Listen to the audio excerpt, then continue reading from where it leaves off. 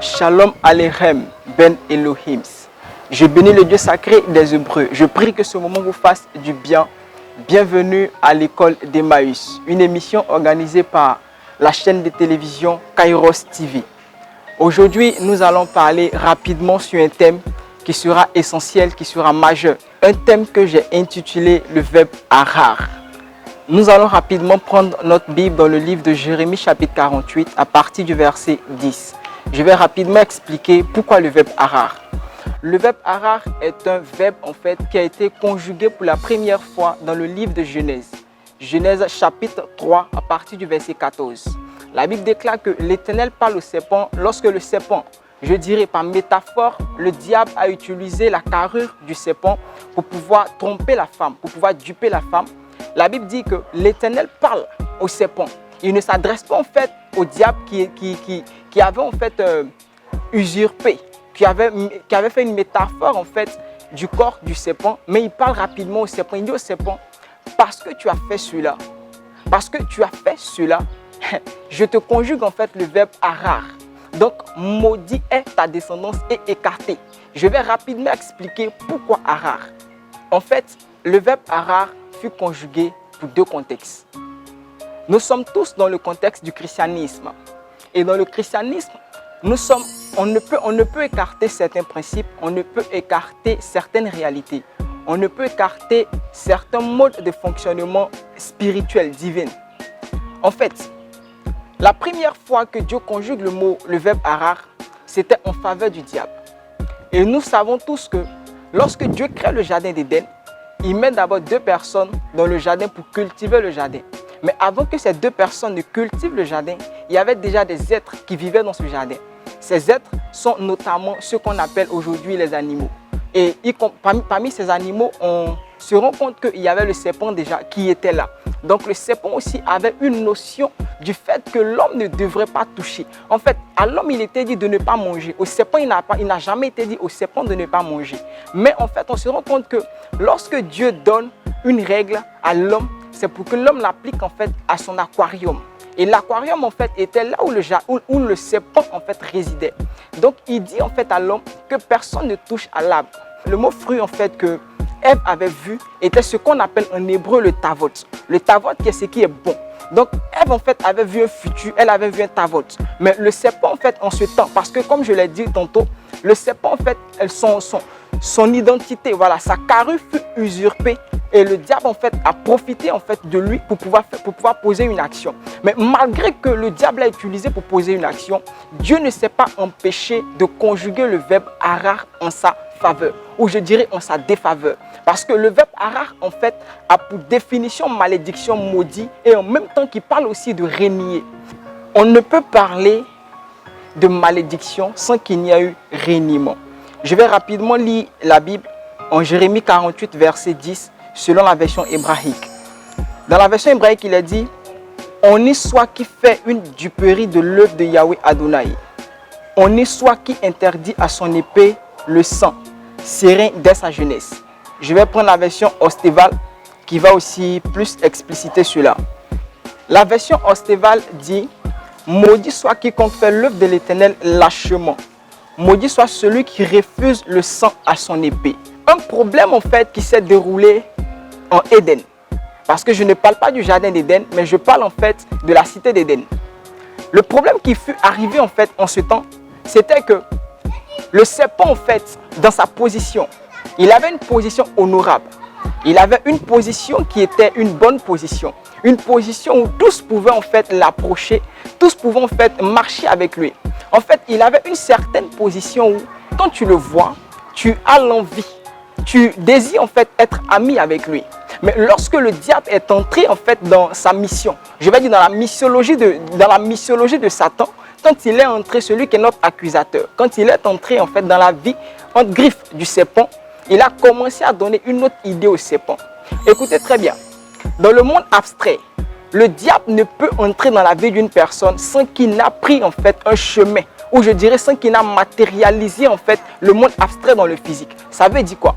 Le diable ne pouvait pas parler à Ève de manière physique. Même s'il parlait en pensée, Ève ne pouvait pas l'écouter. Donc, il avait besoin en fait de parler à une personne qui avait une position honorable. Et cette personne qui avait une position honorable était bien entendu le serpent. Parce qu'en cet instant, je vais dire en ce temps, le serpent avait une sagesse que tout le monde désirait. Voilà, le serpent avait une sagesse que tout le monde désirait. Donc, il avait lui seul cette capacité de pouvoir s'approcher en fait de Ève et de parler à Ève. Quand il arrive, il dit à Ève que est-ce que Dieu a réellement dit? Si une personne n'a pas de sagesse, ne peut mettre en cause la parole divine. Une personne qui n'a pas en fait de principe spirituel ne peut mettre en cause un principe spirituel. Une personne qui n'a pas de, comme on peut le dire dans un jargon, surtout chez nous en Côte d'Ivoire, une personne en fait qui n'a pas de code dans le prophétique ou de code dans le ministère ne peut en fait impacter une personne. Donc lorsque le serpent arrive en fait, il parle avec la femme, il met en cause la parole de Dieu. Il finit de mettre en cause la parole de Dieu. Dieu se réfère rapidement à l'homme. Il dit à l'homme, mais est-ce que je ne t'ai pas dit de ne pas toucher le fruit? Est-ce que je ne t'ai pas vu de ne pas regarder en fait le tavot? Il dit, ce n'est pas moi en fait, c'est la femme. Et la femme aussi se réfère directement au serpent qui dit, mais attends, c'est pas moi, c'est le serpent qui a fait. Chose qui m'a paru bizarre et qui m'a intrigué en fait, c'est que le serpent ne pouvait pas tourner de face quelque part. Il ne pouvait pas tourner en fait son regard quelque part. Pourquoi? Parce que le serpent avait une sagesse. Pourquoi? Parce que le serpent avait une position d'honneur. Donc, en fait, quelqu'un qui est honoré, quelqu'un qui a une position honorable, ne peut en fait remettre, je dirais, ses problèmes. Il ne peut donner ses problèmes à une autre personne. Il ne peut donner ses problèmes à une autre personne. Écoutez, nous sommes dans un monde chrétien, nous sommes dans une ère chrétienne où nous sommes confrontés à plusieurs problèmes. Nous sommes confrontés à plusieurs difficultés. Et ces difficultés sont occasionnelles. Pourquoi? Sont occasionnelles fonction en fait des personnes que nous écoutons. Sont occasionnelles fonction des personnes qui viennent nous donner leur sagesse. Je vais dire à une personne, fais attention à qui tu écoutes. Fais attention à qui te donne un conseil. Fais attention à qui te parle. Sachez une chose, nous sommes toujours dans la cité de la création. L'une des raisons pour laquelle une personne qui part se coucher, tu arranges ton lit, longtemps tu arranges ton lit, le matin quand tu te réveilleras, tu constateras en fait qu'il y a toujours le sable sur ton lit. Pourquoi? Parce que nous n'avons pas encore fini la cité de la création. Dieu crée toujours l'homme en circonstance perpétuelle. La Bible nous dit que Dieu créa, en Genèse chapitre 1, Dieu créa l'homme à partir de la poussière de la terre. Mais toujours est-il que quand une personne meurt, il se retrouve toujours comme une poussière. La comparaison. Écoutez-moi très bien. Nous sommes toujours en Éden. Et en Éden, il y a forcément des personnes qui viendront nous parler. Il y a forcément des personnes qui viendront nous annoncer certaines choses. Comme je l'ai dit, nous sommes sur un chemin où nous avons besoin d'accomplir notre destinée. Nous sommes sur un chemin où nous avons besoin d'accomplir ce pourquoi nous sommes nés. Nous avons une vision, nous avons des objectifs, nous avons des rêves, nous avons plusieurs choses en tant que chrétiens, en tant que leader. Il y a beaucoup de choses en fait que nous voulons accomplir. Mais tout dépend de la sagesse en fait que nous écoutons. Si le serpent est dans ta vie, ou je dirais, si le serpent marche avec toi, c'est parce qu'il a une sagesse. Et toi aussi, tu es comparable au serpent.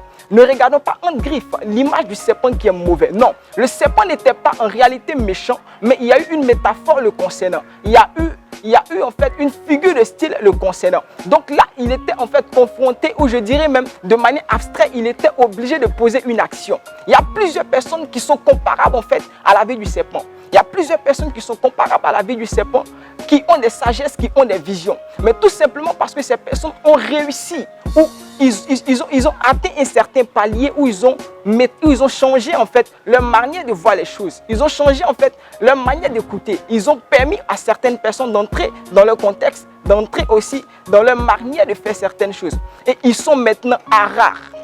Arar, comme je l'ai dit tantôt, est un verbe en fait qui définit en fait une personne qu'on doit régner. Pas forcément une malédiction qui s'abat sur ta vie. La Bible dit que lorsque l'Éternel parle à Caïn, il dit à Caïn, éloigne-toi d'ici. Écoutez-moi très bien. Caïn était devenu errant. La malédiction de Caïn n'était pas une malédiction où Caïn ne pouvait rien avoir. Caïn pouvait avoir certaines choses, mais il ne pouvait demeurer stable. Parce que pour lui, errant, en fait, c'était pour lui une forme de malédiction. Donc, c'était un verbe qui fut conjugué, en fait, en sa défaveur, qui était le verbe arar. Je veux dire à une personne, évite d'écouter certaines personnes. Ne permets pas en fait à certains amis, à certaines personnes autour de toi de te donner certains conseils. Sinon, tu finiras aussi par être conjugué dans le contexte du verbe harar.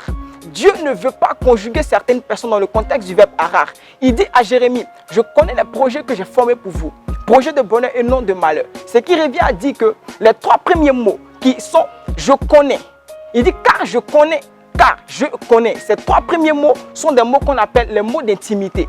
Donc, celui qui est dans l'intimité saura en fait comment accomplir certaines choses. Tu n'as pas besoin d'écouter tous les conseils pour accomplir ta destinée. Il y a des conseillers qui ne sont pas des bons conseillers. Ce sont des conseillers de conséquences. Quand tu écouteras ces personnes, la seule chose qu'ils feront en fait à ton égard, la seule chose qu'ils feront dans ta vie sera en fait de te mettre en face de certains problèmes. Et des problèmes où tu seras la seule personne à pouvoir l'assumer, à pouvoir l'accomplir. Je prie pour toi que Dieu t'écarte des personnes qui seront synonymes en fait de faiblesse. Que Dieu te carte des personnes qui seront synonymes du verbe harar en ta faveur. Je prophétise sur ta vie qu'une personne qui s'élève contre toi, une personne même qui vient te parler, soit il vient te dire je veux être ami avec toi, mais dans la langue en fait, pendant que vous serez en train de marcher, si cette personne est venue de manière déguisée pour te donner un conseil qui sera en fait une entorse à ta destinée, une entorse à tes études, une entorse à ton commerce, une entorse à tes projets, une entorse en quoi que ce soit, je prophétise que cette personne s'écarte de toi au nom de Jésus-Christ. Soyez bénis. Je vous donne rendez-vous encore pour la deuxième session de cet enseignement. C'était l'acte 1 que nous avons fait du verbe harar. Je n'ai pas expliqué dans la totalité en fait ce pourquoi le verbe harar existe. J'ai seulement parlé dans un seul contexte. Mais là, je vous donne rendez-vous pour une prochaine émission où je vous parlerai en long et en large du verbe harar. Dieu vous bénisse.